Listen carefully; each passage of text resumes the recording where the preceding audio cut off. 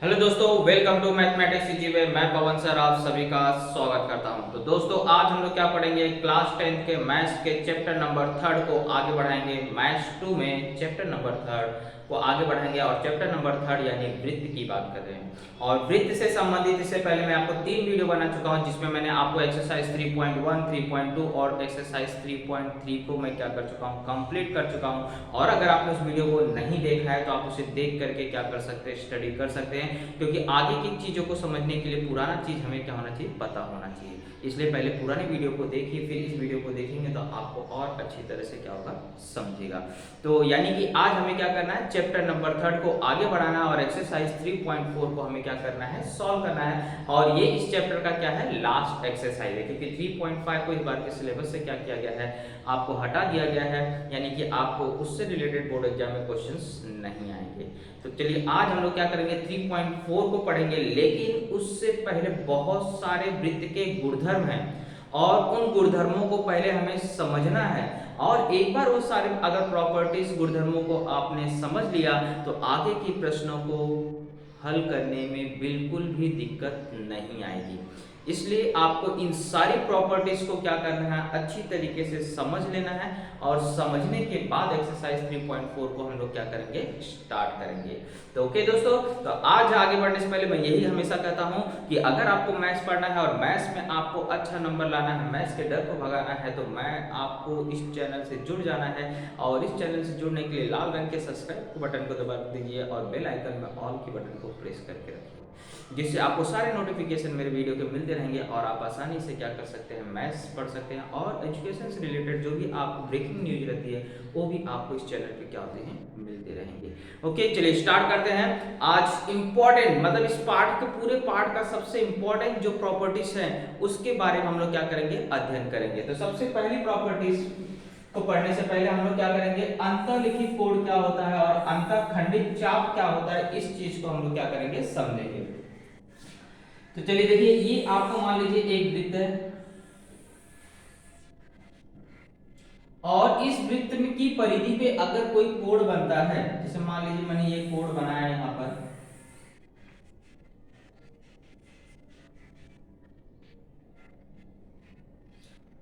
यहां पर B है, यहां पर A है और यहां पर C है। ओके, अब इसमें दो चाप आ गए, एक हो गया अंतःलिखित चाप और एक हो गया अंतःखंडित चाप। तो पहले हम लोग समझते हैं अंतःलिखित चाप। अंतःलिखित चाप मतलब वृत्त का वह भाग जिसमें कोण बना हुआ है, और वृत्त का वह भाग जो कोण के अंतः भाग में आ रहा है उसे बोलते हैं अंतःखंडित चाप। जैसे आपको मान लीजिए ये जो कोण मैंने ए बी सी बनाया है, तो ये कोण ए बी सी का शीर्ष बिंदु कहाँ है, वृत्त की परिधि पर है। और ये किस चाप में बना हुआ है, अगर आप ध्यान से देखें तो इस कोण को बनने के लिए इस पूरे चाप का हमने क्या किया है, उपयोग किया है। चाप मतलब समझते होंगे, वृत्त, पूरा वृत्त का एक छोटा सा अंश, छोटा अंश हो सकता है, बड़ा अंश हो सकता है। तो ये क्या कहलाएगा, आपको अंतःलिखित चाप कहलाएगा, क्योंकि इसी चाप के अंदर क्या हुआ है, कोण बना हुआ है। और ये जो चाप हमारा है, इसको मैं थोड़ा सा कलरफुल कर देता हूं। ये जो चाप हमारा बना हुआ है ये कोण के अंतः भाग में आ रहा है, तो इस चाप को कहा जाएगा क्या, अंतःखंडित चाप। इस चाप को क्या कहा जाएगा, अंतःखंडित चाप। यानी कि जो कोण के अंतः भाग में आता है वह चाप कहलाता है अंतःखंडित चाप, और जिसमें कोण बना होता है वह चाप कहलाता है अंतःलिखित चाप।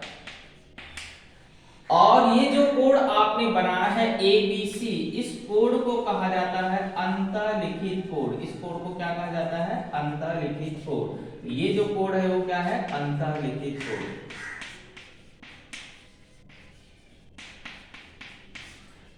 आई होप आप तीनों पॉइंट को अच्छी तरीके से समझ गए होंगे कि किसी भी कोण के अंतः भाग में आने वाले चाप को कहा जाता है अंतःखंडित चाप, और जिस चाप में वह बना हुआ होता है उसे बोला जाता है अंतःलिखित चाप, और जो कोण वह बना होता है उसे कहा जाता है अंतःलिखित कोण। ये तीन चीजों को समझना जरूरी था। अब इससे रिलेटेड आपको क्या गुणधर्म दिया गया उसे हम लोग पढ़ते हैं, जिसका नाम है अंतःलिखित कोण प्रमेय। अंतर्लिखित कोड प्रमेय क्या होता है उसके बारे में हम लोग क्या करते हैं, समझते हैं। तो पहला प्रॉपर्टीज यहां हमने पढ़ने जा रहे हैं, अंतर्लिखित कोड प्रमेय। अंतर्लिखित कोड प्रमेय में आपको बताया गया है कि किसी भी अंतर्लिखित कोड का माप जो होता है, किसी भी अंतर्लिखित कोड का माप जो होता है वह अंतःखंडित चाप के माप का क्या होता है, आधा होता है। यानी कि अगर कोड ABC का माप, आपको इस कोड का माप अगर आपको ज्ञात करना है तो इसके अंदर ये जो चाप आ रहा है, अंतःखंडित जो चाप है, इस चाप का वो क्या होता है, आधा होता है। यानी कि यहां से आपको मैं यह बताना चाहता हूं कि कोड ABC का अगर आपको माप ज्ञात करना, याद रखना कोड कहां बनना चाहिए, वृत्त की परिधि पर। कोड का शीर्ष बिंदु वृत्त की परिधि पर होना चाहिए। तो कोड ABC का जो माप है वो आधा होगा किसका, उसने अंतःखंडित चाप का। तो उसके अंदर आने वाला चाप कौन सा है, AXC। AXC का वो क्या होगा, आधा होगा। इस चीज को आप अच्छी तरीके से समझ लीजिए क्योंकि इसका उपयोग आपको बहुत बार करना है। कोड का माप देखिए, अगर मैं बताना चाहूंगा यहां पर अगर चाप का माप आपको 80 अंश है तो कोड इसका आधा यानी 40 हो जाएगा। पर परीक्षा में जरूरी नहीं कि हमेशा आपको चाप दिया हो कोड का ही माप ज्ञात करना, हो सकता है कोड दिया हो।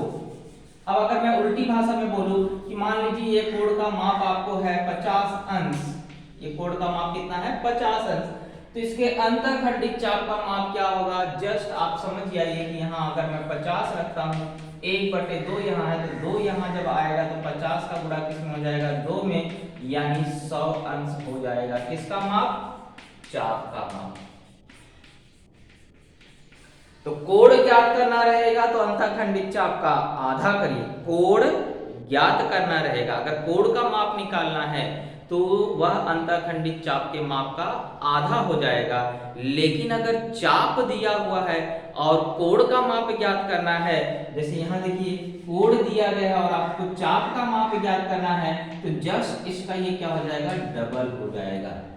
ओके, ये दोनों चीज को ध्यान में रखिए और इस पर आधारित एक प्रश्न जरूर आता है, आप उसे हल कर सकते हैं। तो अंतर्लिखित कोड प्रमेय में क्या बताया गया है कि अंतर्लिखित कोड का जो माप होता है वह अंतःखंडित चाप, अपने संगत अंतःखंडित चाप के क्या होता है, वह आधा होता है। इस चीज को ध्यान रखना है, ये हमारा फॉर्मूला है। क्लियर, चलिए आगे बढ़ते हैं दूसरी प्रॉपर्टीज पे।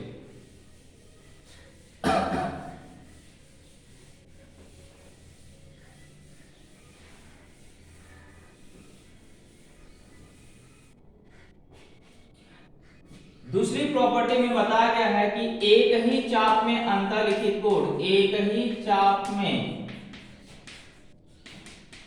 अंतर्लिखित कोड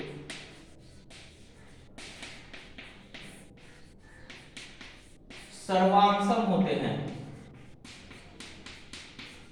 मतलब अगर कोड एक चाप के अंदर बने हुए हैं, एक ही चाप के अंदर बने हुए हैं, तो वो कोड क्या होंगे, सर्वांशम होंगे। अब आपको मैं आकृति के माध्यम से इस पॉइंट को समझाना चाहूंगा। ये मेरा वृत्त है, इस वृत्त में मान लीजिए एक कोड मैंने यहां बनाया जिसका नाम मैंने रख दिया ABC। एक कोड मैं और यहां बना देता हूं, इसका नाम रख देता हूं ADC। पहले दो कोड की बात कर लेते हैं। तो अगर मैं कोड B की बात करूं, मान लीजिए यहां पर X है, अगर कोड B का माप आपको निकालना रहेगा तो आप देख रहे हैं कोड B के अंतःखंडित चाप का नाम क्या है, कोड B के जो अंतःखंडित चाप का माप है कोड B, अगर आपको ज्ञात करना है तो आप क्या करोगे, आधा कर दोगे किसका, मेजर चाप AXC का। और वहीं पर अगर आपको कोड D का मान निकालना है तो आप देख रहे हैं ADC, ADC के भी अंतःखंडित चाप का नाम क्या है, AXC है। उसके अंदर भी कौन सा चाप आ रहा है, AXC आ रहा है ना। देखो ना, ये कोड की भुजाएं यहाँ आ रही हैं तो इसके अंदर भाग में कौन सा चाप आ रहा है, AXC। यानी कोड D भी क्या होगा, आधा होगा 1/2 किसका, मेजर चाप AXC। तो अगर ये दोनों बराबर हैं तो इसका मतलब ये दोनों भी आपस में क्या होंगे, बराबर होंगे। यानी कि यहां से आपने प्रूफ कर दिया कि अगर कोड एक ही चाप के अंदर बने हुए हैं, अगर कोड क्या है, एक ही चाप के, देखो ये कोड जो आपने दोनों बनाया है वो इस चाप के अंदर बना हुआ है, यहां से यहां तक के ये बना हुआ है ना, इस चाप के अंदर दोनों कोड बने हैं। तो अगर कोई कोड, एक से ज्यादा कोड आपको एक ही चाप के अंदर बने हुए हैं तो वो दोनों कोड क्या कहलाएंगे, दो हो चाहे तीन हो, वो सारे के सारे कोड क्या होंगे, सर्वांग होंगे। ओके, तो यहाँ पे आपने पढ़ लिया कि एक ही चाप में अंतर्लिखित कोड क्या होते हैं, सर्वांग होते हैं। क्लियर? चलिए आगे का पॉइंट समझते हैं।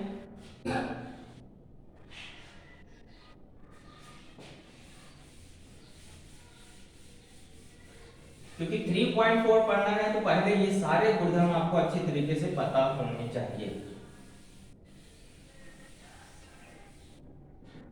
अब अगला पॉइंट क्या बोलता है कि अगर कोड अर्धवृत्त में बना हुआ है तो अर्धवृत्त में अंतर्लिखित कोड क्या होता है, समकोण होता है। इस पॉइंट का आपको कई बार उपयोग होता है। अर्धवृत्त में अंतर्लिखित कोड समकोण होता है। समकोण मतलब 90 अंश का होता है। तो कभी भी याद रखिए कि अगर कोई कोण अर्धवृत्त में बना हुआ है तो उस कोण का माप हमेशा क्या होगा, 90 अंश होगा। चलिए इस पॉइंट को आकृति के माध्यम से समझते हैं। अर्धवृत्त कब होता है, जब छेदन रेखा कहां से जाती है, केंद्र से, यानी व्यास जब होता है। जैसे मान लीजिए आपको केंद्र से गई थी, ये क्या हो गया, इसका व्यास हो गया, है ना, यानी कि ये अर्धवृत्त हो गया, आधा भाग इधर है आधा भाग इधर है। तो अगर इस अर्धवृत्त में कोई भी कोण बनेगा, अब ये कोण जो ADB बन रहा है वो कितने अंश का बनेगा, 90 अंश का। कैसे पता चला, क्योंकि जब मैं कोण ADB निकालने जाऊंगा तो मैं किस चाप का आधा करूंगा, AYB का। तो मेरा कोण ADB अगर मुझे निकालना है तो मैं किस चाप का आधा करूंगा, ADB का। अभी आपने पढ़ा था, सॉरी, AYB, अभी आपने पढ़ा था अंतर्लिखित कोण प्रमेय से कि कोण का माप क्या होता है, अंतःखंडित चाप के माप का आधा होता है। कोण की लाइन को आगे आप बढ़ा सकते हैं, तो आप देख सकते हैं ये पूरा क्या है, इसका अंतःखंडित चाप है, यानी इस कोण का माप इस चाप का क्या होगा, आधा होगा। लेकिन AYB है क्या, अर्ध चाप है ना, आधा वृत्त है ना ये, और आधे वृत्त का माप कितना होता है, 180 अंश, यानी कि 1/2 गुणे 180, क्योंकि ये आधा भाग है 180, ये आधा भाग है 180, तो टोटल में क्या आपको 360 होता है। तो अगर AYB का माप 180 है, तो मैंने यहाँ रखा तो इसको काटा तो कोण का माप कितना आ गया, 90 अंश आ जाएगा। तो यानी कि यहाँ से पॉइंट आपने समझा कि कोण अगर अर्धवृत्त में बना है तो अर्धवृत्त में अंतर्लिखित कोण हमेशा कितने अंश का होगा, 90 अंश का होगा। ओके, चलिए आगे समझते हैं।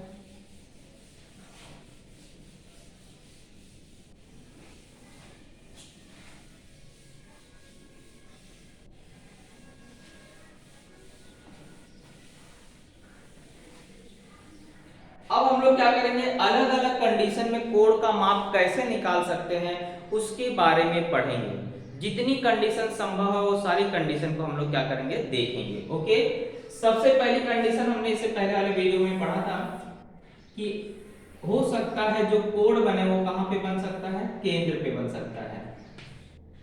तो केंद्र पे अगर कोण बनेगा तो उसका माप कैसे निकालोगे उसके बारे में पहले पढ़ लेते हैं।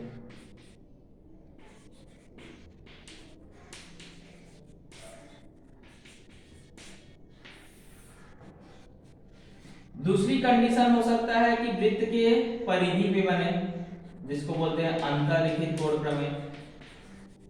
अगर कोण वृत्त की परिधि पर हो तो अंतर्लिखित कोण प्रमेय।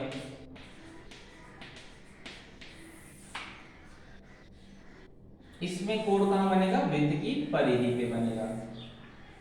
और वृत्त की परिधि पे बनने वाले कोण का माप कैसे निकाला जाता है इसके बारे में देख लेते हैं। सारी कंडीशन को मैं फिर से रिपीट कर रहा हूं, तो आपको जैसे आकृति देखते ही समझ जाना है कि किस आकृति में क्या करना है।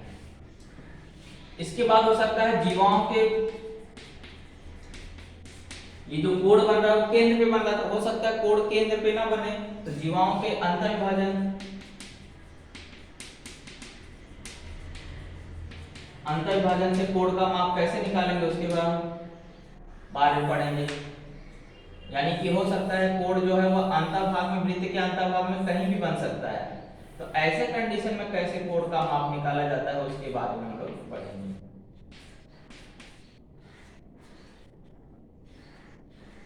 और हो सकता है जीवाएं एक दूसरे को बाहर प्रतिच्छेदित करें, कोण बाहर बन रहा हो तो जीवाओं का बाह्य विभाजन गुणन लगेगा।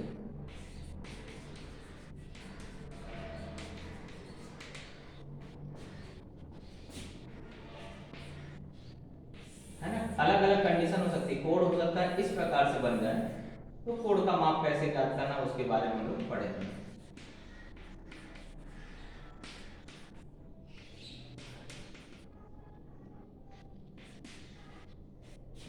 तो अगर कोण ए ई बी आपको ज्ञात करना है तो क्या करना पड़ेगा। इसमें अगर कोण ए ओ बी ज्ञात करना है तो आपको क्या कैसे ज्ञात करोगे।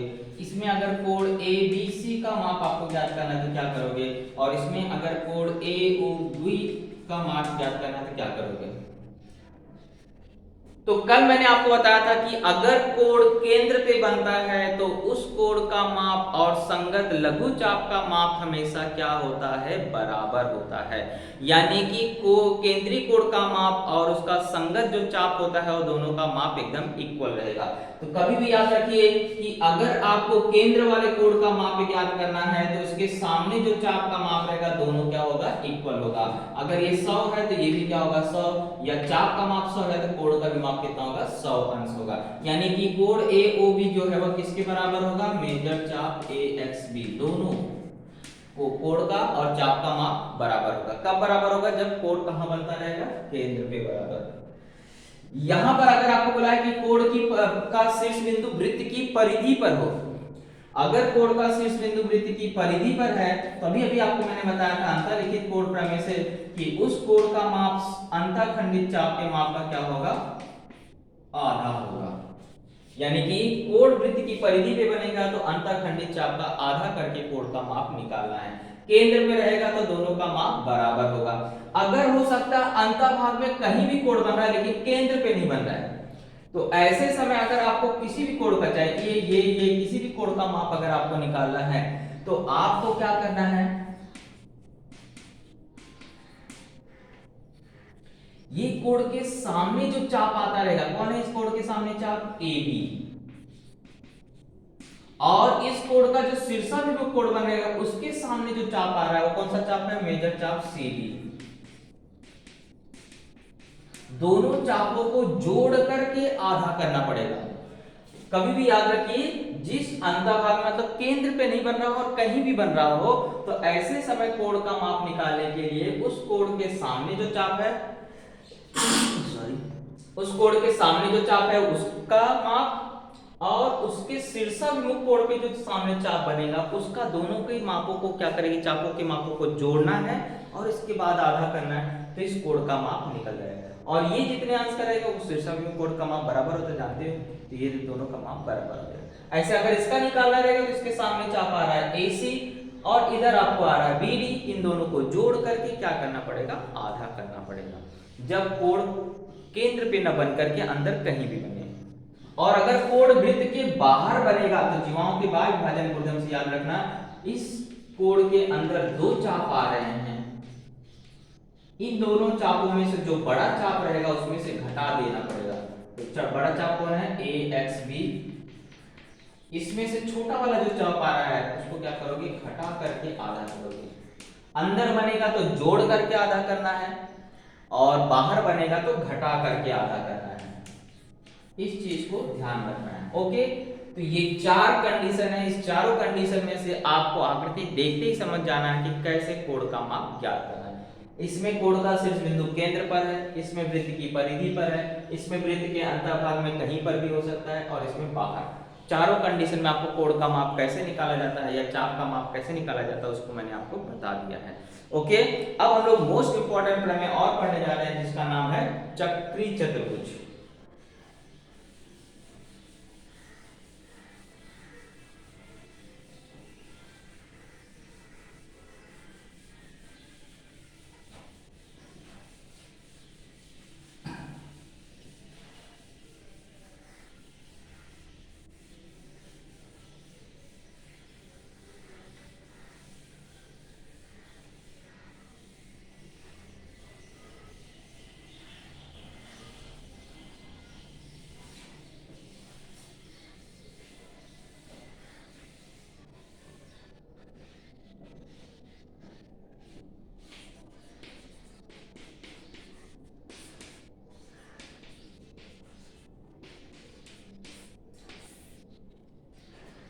चलिए पहले समझ लेते हैं चक्रीय चतुर्भुज क्या होता है। चक्रीय चतुर्भुज मतलब होता है ऐसा चतुर्भुज जिसके चारों शीर्ष बिंदु वृत्त की परिधि पर हो। यानी कि जो चतुर्भुज के अगर चारों शीर्ष बिंदु कहां हो, वृत्त की परिधि पर हो, तो उसे कहा जाता है चक्रीय चतुर्भुज। जैसे मैंने एक चतुर्भुज यहां बनाया है, तो आप देख रहे हैं इसके जो चारों शीर्ष बिंदु हैं वो वृत्त की परिधि पर है। तो अगर ये वृत्त की परिधि पर हुए तो इसका मतलब ये क्या है, चक्रीय चतुर्भुज है। ओके, चक्रीय चतुर्भुज का मतलब समझ जाइए कि जिस चतुर्भुज के सभी शीर्ष बिंदु कहां हो, वृत्त की परिधि पर हो, तो उसे क्या कहते हैं, चक्रीय चतुर्भुज कहते हैं। अब चक्रीय चतुर्भुज का गुणधर्म क्या है? सबसे पहला गुणधर्म, चक्रीय चतुर्भुज के सम्मुख कोण संपूरक होते हैं। चक्रीय चतुर्भुज के सम्मुख कोण समपूरक होते हैं। इस चीज को याद रखना, ये इस पर आधारित सवाल आपको मोस्टली आ ही जाता है। ओके, तो चक्रीय चतुर्भुज के जो सम्मुख कोण होते हैं वो कैसे होते हैं, समपूरक होते हैं।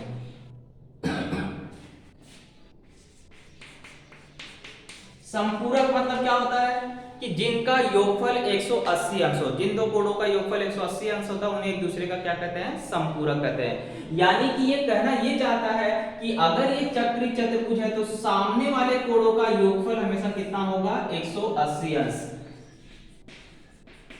अर्थात कोण B प्लस कोण D कितने अंश का होगा, 180 अंश। अब इन दोनों में से किसी एक का माप दिया रहेगा तो दूसरे का माप 180 में से घटा करके निकाल सकते हो।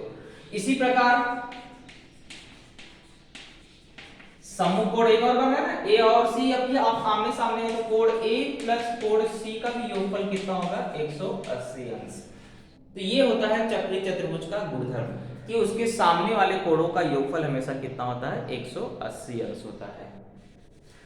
एक गुणधर्म और है, अगर इसका विलोम बोला जाए तो इसका विलोम यह है कि जिन दो कोणों मतलब अगर सम्मुख कोणों का योगफल अगर 180 अंश आ रहा है, जिस चतुर्भुज के सम्मुख कोणों का योगफल कितना आ रहा है, 180 अंश आ रहा है, यानी कि वह क्या होगा, चक्रीय चतुर्भुज होगा। ये इसका विलोम है कि अगर कोई भी कोण चतुर्भुज है और उसके सामने वाले कोणों को हम जोड़ रहे हैं, अगर वो 180 आ रहा है, इसका मतलब है कि वो क्या है, चक्रीय चतुर्भुज है।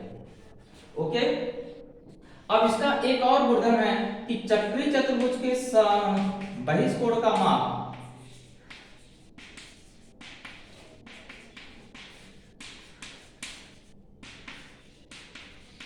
उसके संलग्न अंतःकोण के सम्मुख कोण के बराबर होता है। संलग्न अंतःकोण के सम्मुख कोण के सर्वांशम होता है। कहने का मतलब है कि अगर आपको कोई चक्रीय चतुर्भुज है और उसका बहिष्कोण बन रहा है, तो इस बहिष्कोण का माप उसके संलग्न कोण के सामने वाले कोण का माप क्या होता है, बराबर होता है। यानी कि मैं बोलना चाहूंगा कि BCE जो ये बहिष्कोण बन रहा है, ये कोण का माप, इसका संलग्न कोण ये है और इसके सामने कोण कौन सा आ रहा है, A, यानी कि A भी क्या होगा, वो बराबर होता है। इस गुणधर्म को भी आपको क्या करना है, याद करके रखना है। ओके, अब एक और गुणधर्म है उसको पढ़ लेते हैं, फिर इसके बाद हम लोग अगले वीडियो में क्या करेंगे, एक्सरसाइज 3.4 को सॉल्व करेंगे। क्योंकि अभी आज हम लोग सारे के सारे प्रॉपर्टी, एक्सरसाइज 3.4 के पहले जो सारी प्रॉपर्टीज है उसको हम लोग क्या कर रहे हैं, स्टडी कर रहे हैं। तो चलिए अगली प्रॉपर्टी क्या है कि बोला है कि अगर किसी रेखा कि एक ही ओर मतलब चाहे ऊपर की दिशा में चाहे नीचे की दिशा में, रेखा AB के जैसे एक ही ओर दो बिंदु हैं और वो दोनों बिंदुओं पे अगर सर्वांशम कोण अंतरित हो रहा है, यानी कि ये कोण और ये कोण आपस में अगर बराबर हैं, किसी रेखा के एक ही ओर बने हुए कोणों का माप अगर क्या हो, बराबर हो, तो वो चारों शीर्ष बिंदु क्या होते हैं, एक ही वृत्त पर होते हैं। यानी कि वो चारों बिंदु क्या होंगे, चक्रीय बिंदु होंगे, या वह चतुर्भुज क्या होगा, चक्रीय चतुर्भुज होगा। कब मैं बोल रहा हूँ, जब वो रेखा के एक ही ओर बन रहे हो और उनपे सर्वांगसम कोण बन रहा है। तो ऐसे चारों बिंदु क्या होंगे, एक ही वृत्त पे होंगे, या हम कह सकते हैं कि उससे जो चतुर्भुज बनेगा वह क्या होगा, चक्री चतुर्भुज होगा। तो ये सारे गुणधर्म थे जिस पर आधारित हमें क्या करना है, सवाल करना है, एक्सरसाइज 3.4 को सॉल्व करना है। उसको हम लोग नेक्स्ट वीडियो में सॉल्व करेंगे। तो इन सभी प्रॉपर्टीज को बार बार पढ़िए, ध्यान से पढ़ लीजिए, समझ लीजिए। इसके बाद एक्सरसाइज 3.4 को हम लोग क्या करेंगे, स्टार्ट करेंगे। आई होप आपको समझ में आया होगा, और समझ में आया होगा तो ज़्यादा से ज़्यादा दोस्तों के साथ शेयर करें, लाइक करें, और चैनल पर नए दोस्त सब्सक्राइब करके जाएं। ओके, मिलते हैं अगले वीडियो में, तब तक के लिए जय हिंद, जय महाराष्ट्र।